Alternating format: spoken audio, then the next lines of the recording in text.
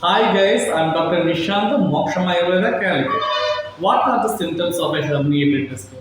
Disk പുറത്തേക്ക് തള്ളി നിൽക്കുമ്പോഴുണ്ടാകുന്ന പ്രധാനപ്പെട്ട ലക്ഷണങ്ങൾ എന്തെല്ലാമാണ്? ഓഫ് കോഴ്സ് ഒന്നാമതായിട്ട് വേദന. വേദന എന്ന് പറയുമ്പോൾ റേഡിയേറ്റിംഗ് പെയിൻ. അതായത് കഴുത്തിന്റെ ഭാഗത്ത് ഡിസ്ക് ആണ് തള്ളി നിൽക്കുന്നതെന്നുണ്ടെങ്കിൽ ഷോൾഡറിലേക്കും കൈകളിലേക്കും ഇറങ്ങി വരുന്ന വേദന. നടുവിന്റെ ഭാഗത്ത് ഡിസ്ക് ആണ് തള്ളി നിൽക്കുന്നതെന്നുണ്ടെങ്കിൽ ബട്ടക്സിലേക്കും കാലുകളിലേക്കും ഇറങ്ങി വരുന്ന വേദന. രണ്ടാമതായിട്ട് നംനെസ് അല്ലെങ്കിൽ തരിപ്പ്. മൂന്നാമതായിട്ട് വീക്ക്നെസ്. ഏത് ഭാഗത്തെ ഡിസ്ക് ആണോ തള്ളി നിൽക്കുന്നത് അവിടുത്തെ മസിൽസിന് തളർച്ചയുണ്ടാകും. നാലാമതായിട്ട് ഏതെങ്കിലും ഒരു സർട്ടൻ കണ്ടീഷനിൽ വേദന ഇൻക്രീസ് ചെയ്യുന്നതായിട്ട് കാണാൻ പറ്റും.